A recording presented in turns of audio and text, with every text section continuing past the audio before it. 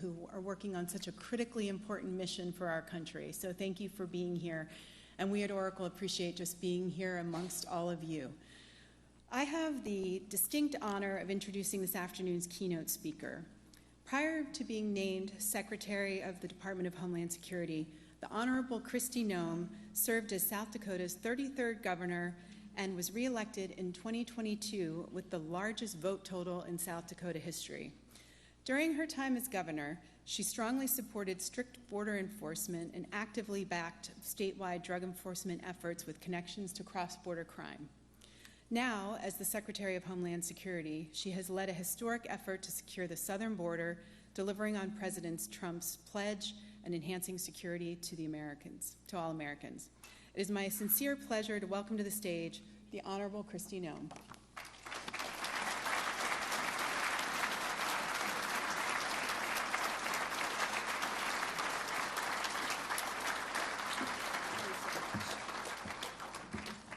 Good afternoon, everybody. Thank you for allowing me the opportunity to come and visit with all of you and wear my tennis shoes.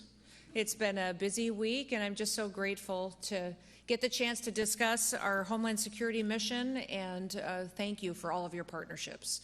You have just been absolutely incredible in working with us to fulfill our mission each and every day. For 22 years, know that this organization and its members have facilitated safety of the American people each and every day, and you bring together experts and industry leaders and innovators to do so. I want to give a special thanks to Megan as well for her leadership as the executive director here at the Homeland Security and Defense Forum.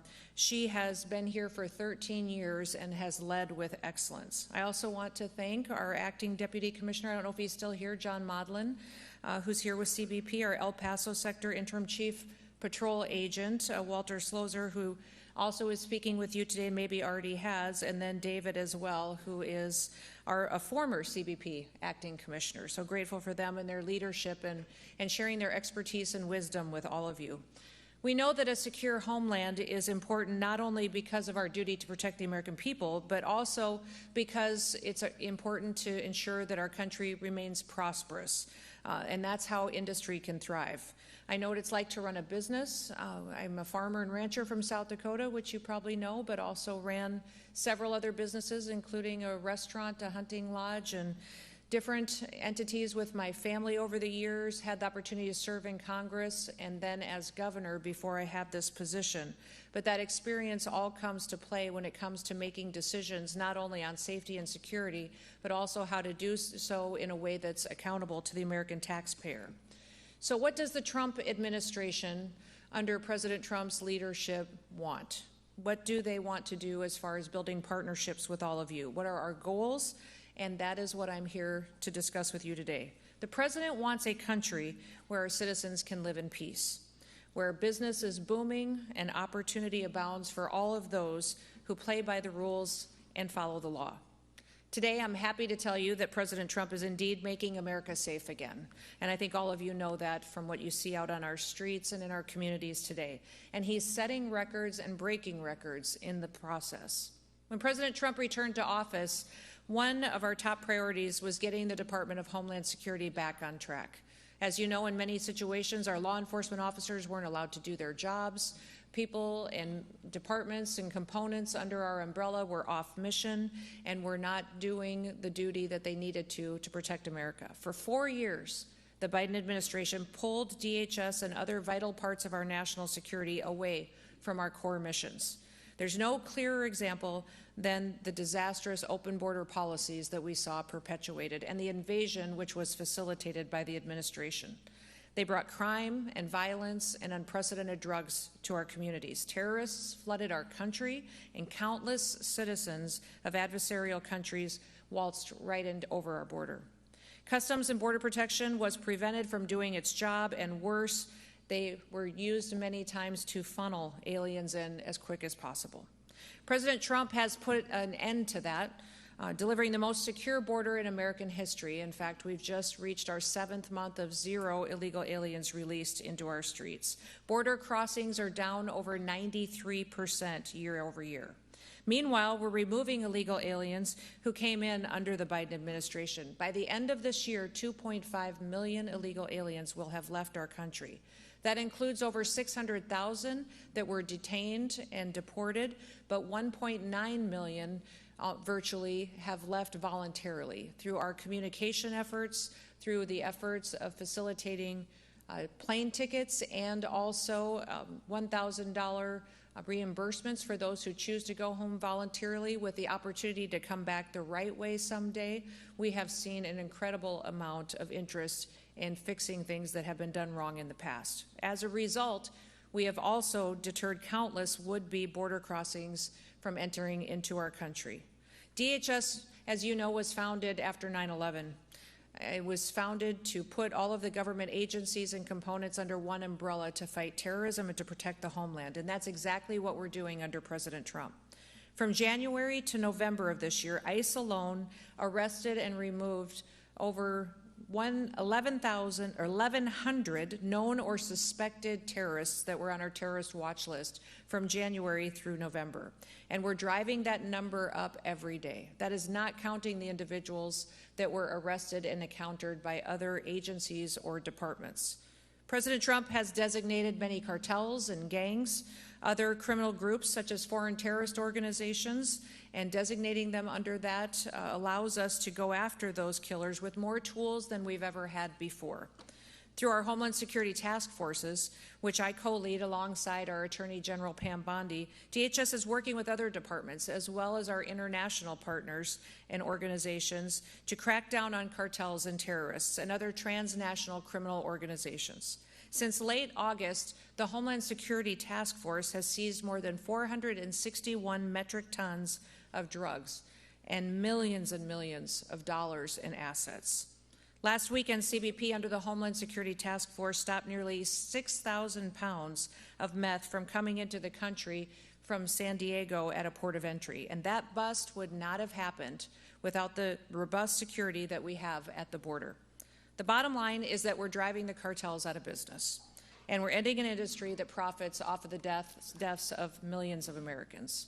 Fentanyl traffic across our border at the southern border is down 56%, and that means that fewer families will have to live with the pain of losing a loved one. We're taking the fight to make America safe again to our enemies, and we're going after them on the high seas as well. We know that our maritime borders need to be defended, and since January, the U.S. Coast Guard has seized enough cocaine to kill 177 million Americans. That's 2/3 of our country's population. By keeping criminals and terrorists and drugs out of our country, we're saving American lives, and we're sparing American families from the pain of illegal alien crime and the heartache of drug addiction and fentanyl poisoning. But we know that our threats are ever evolving, and that's why you're here, and that's why I'm grateful you made it a priority to be here today. We need the improved technology, the intelligence, and the expertise that you bring to the table to stay ahead of our enemies. Thanks to the big, beautiful bill, we have funding that we can make sure that the Department of Homeland Security has what we need to get equipped to prepare for the future. We focus on merit. We're ensuring that we get the best products so that we can keep the American people as safe as possible. And as a result of everything that we've been doing, Americans are getting back to work after years of illegal aliens taking their jobs and flooding our market and using those resources to support other entities besides American families. In the first 8 months of the Biden administration, 88% of new jobs went to foreign-born workers. In the same period under President Trump, 100% of American jobs went to American-born workers. Overall, that's more than 2.5 million Americans that went back into the workforce. Now, as President Trump continues to stand up for our citizens and prosperity on the global stage, he also is working to enforce American tariffs. CBP is responsible for implementing and for enforcing all tariffs, and in January, CBP has collected $1 billion from tariffs, taxes, and fees. And what there actually are and what we are utilizing them for is a negotiating tactic. They serve as a stick, so to be, to bring people to the table. And if a company or a country doesn't like tariffs, a simple solution exists: invest in America. meet our demands, meet our safety protocols. You won't regret it, you won't have any tariffs, and we want to do business with you if we do it the right way. And we will rely on our international relationships and partnerships to keep our country safe. As President Trump's DHS secretary, it's been an absolute honor every single day to get up and to have a purpose of safety and security with the United States and be able to negotiate with our international partners. And since January, we have secured, under the Department of Homeland Security, over 30 international agreements that don't just tighten our security operations, but they also help us with travel, and 17 of those I have personally signed with our international leaders.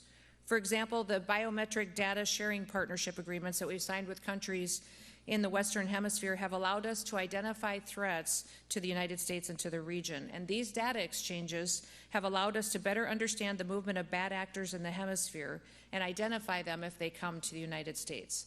Many of you have the technology and the innovation to help us do that even better.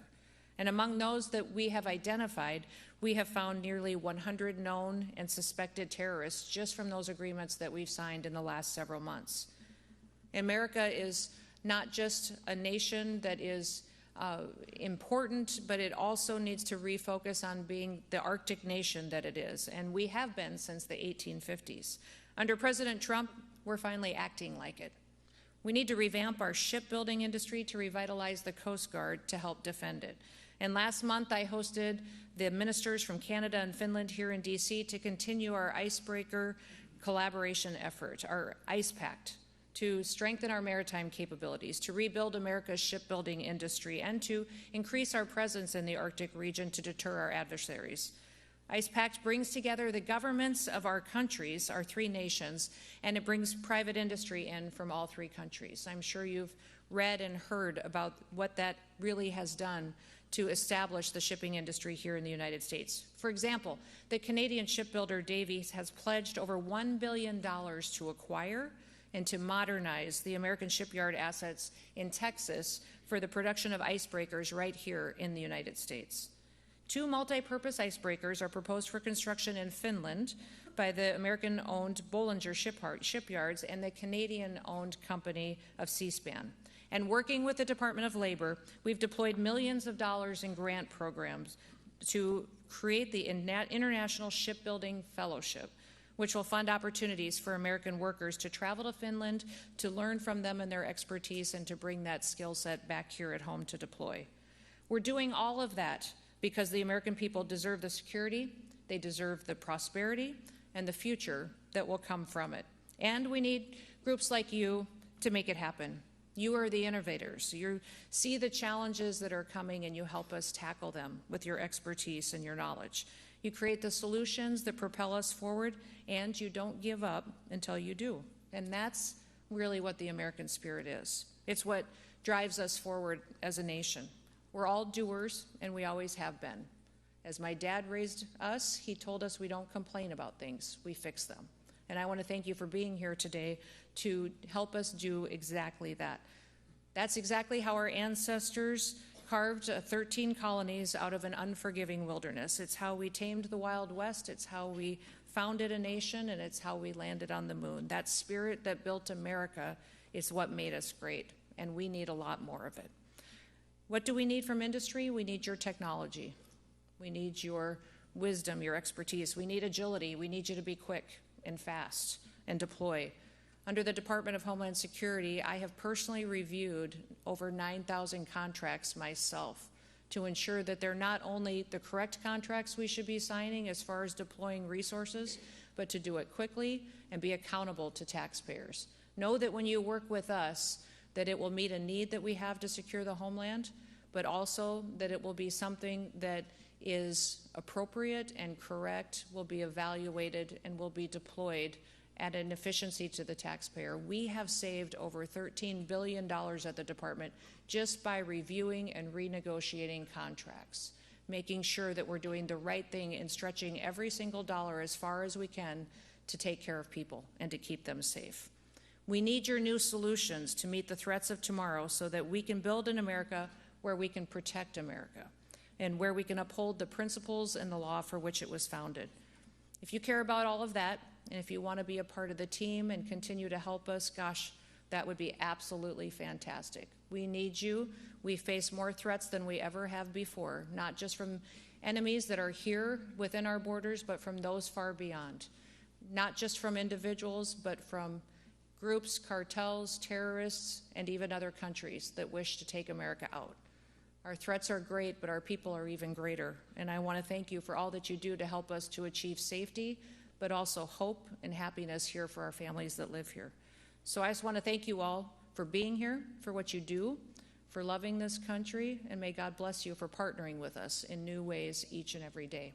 Have a wonderful afternoon. Thank you for giving me a few minutes to visit with all of you. And with that, I will yield back, but does anybody have any questions? I'll take a couple questions before I leave if you've got some. Yes, ma'am. Yep. We have a contract on your desk right now to review the We're going to negotiate a contract right here today. I love it. I want to know what we're going to do to improve and quickly put in place AI-enabled surveillance on our borders to improve the false alarm rate, which is very, very high right now and causing a lot of pain to the folks in the field who need this. Yeah, as you know, we had a plan under Trump 45 to build the wall, and the wall is not just an infrastructure of a primary wall. There's a secondary wall and the technology and surveillance equipment that actually goes with it as well. And as we do that, and this is the largest project that's ever been undertaken, I believe, in the world, to build an infrastructure project of this magnitude. And having the right technology to tell us when there is a threat at that border is important, but also we need to know when it's not a threat and it's something else. So your contract, I don't know the specific one, but I will go look at it. It's not on my desk yet because I just cleared my desk this afternoon. But that is one thing that we need, is not just technology, but technology that's reliable, that gives us the correct information we need to keep people safe. So we have already done the many contracts to deploy and building of the border, but we are going to continue to allocate those. I think we have put those out faster from the OB3 funding than ever done before as far as the contracting process has gone, but we'll continue to ensure that those systems get installed and online as soon as possible. What else? She shut it down, didn't she? With the yes, sir. Last one, and then I better let you get back to business. Ma'am, not a question, but I'm not going to speak for everybody here, but for me, just want to say keep it up. Oh, thank you. I appreciate it. I appreciate it. Well, God bless you. You have a wonderful day. Thank you, everybody.